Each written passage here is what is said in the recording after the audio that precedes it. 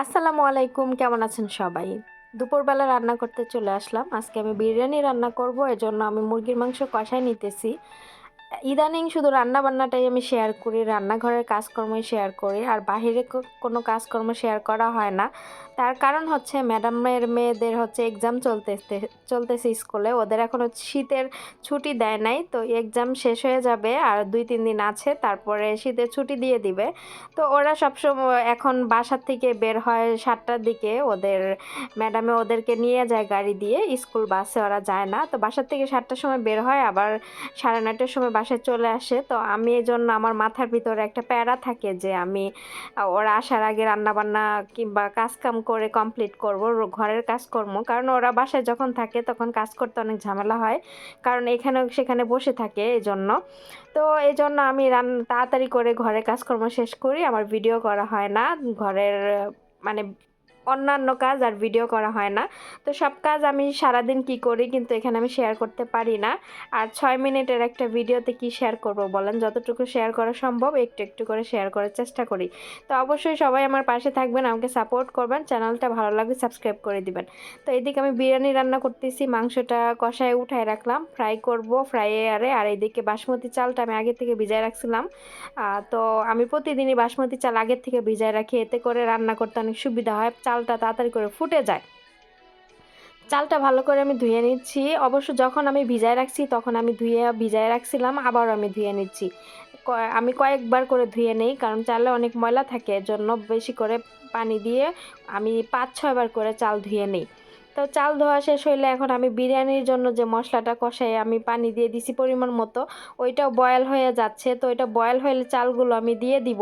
তারপরে যেভাবে বিরিয়ানি রান্না করে দমে বসে রাখবো। এটা হচ্ছে ওমানিদের বিরিয়ানি। আপনারা আবার কেউ ভাববেন না যে বিরিয়ানিকে এইভাবে কেউ রান্না করে। আসলে ওমানিরা এভাবে বিরিয়ানি রান্না করে। তো আজকে ওমানিদের স্টাইলে বিরিয়ানি রান্না করব। আজকে এখানে আমি লেবু, শুকনা লেবু নিয়েছি। এটা বাংলাদেশে পাওয়া যায় কিনা আমি জানি না। শুকনা লেবু দিয়ে ওরা সব কিছু কিছু খাবার ওরা ব্যবহার করে। তো আজকে বিরিয়ানিতে আমি হচ্ছে শুকনা লেবু দিব।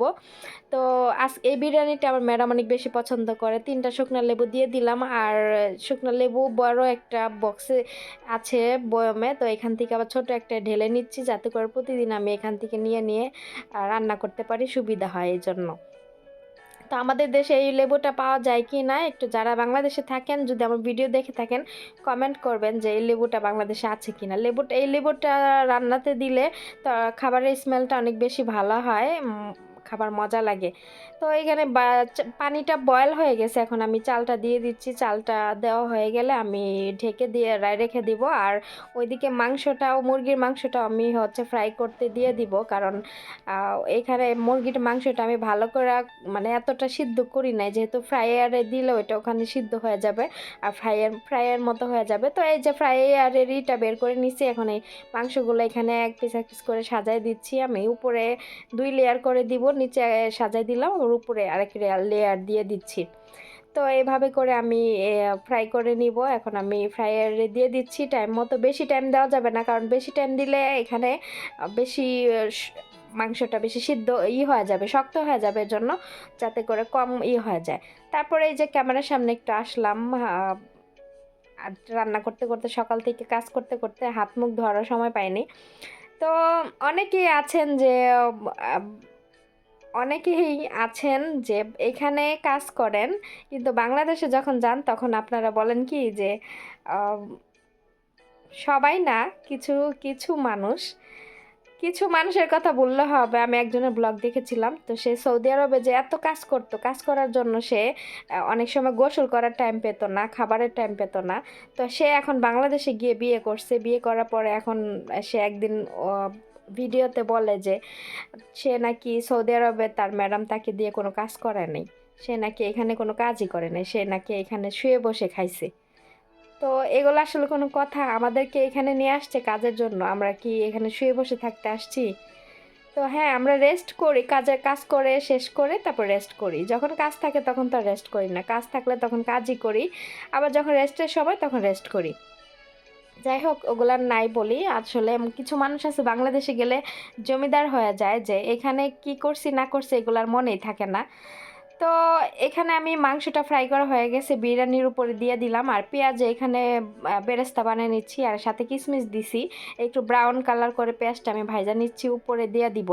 এই বিরিয়ানিটা আমার ম্যাডাম অনেক বেশি পছন্দ করে, এত বেশি পছন্দ করে, তো অনেক দিন ধরে রান্না করা হয় না বিরিয়ানিটা, তো আজকে ভাবলাম যে আজকে এই বিরিয়ানিটা রান্না করি। তো আমি সবসময় এই বিরিয়ানিটা রান্না করলে আমি মুরগিটা অন্যরকম করে ফ্রাই করি, কিন্তু আজকে আবার একটু ভিন্ন স্টাইলে ফ্রাই করলাম।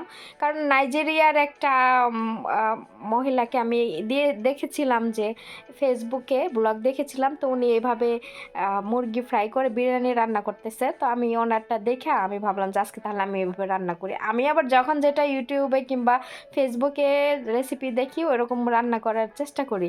যেমন আজকে একটা রেসিপি দেখলাম, রেসিপিটা দেখলে মানে ব্রয়লার মুরগির একটা রেসিপি দেখলাম, তো খুব ভালো লাগলো, তো ভাবলাম যে এই রেসিপিটা এভাবে কালকে রান্না করবো, আগামীকাল রান্না করবো, আর অবশ্যই আপনাদের সাথে আমি রেসিপিটা শেয়ার করবো ইনশাল্লাহ। তো এখানে যে বিরিয়ানি রান্না করা শেষ, আমার রান্না বান্না কমপ্লিট, এখন আমি এটাকে এভাবে ঢেকে রেখে দিব। আর আজকে ম্যাডাম দুপুরবেলা 2টার সময় বাসায় আসবে, বলছে ওনার মেয়েদেরকে 12টার দিকে দুপুরে খাবার খাইয়ে ফেলতে, অপেক্ষা না করতে। তো আজকের ভিডিও এ পর্যন্ত, সবাই ভালো থাকবেন, নেক্সট ভিডিওতে দেখা হবে, আল্লাহ হাফেজ।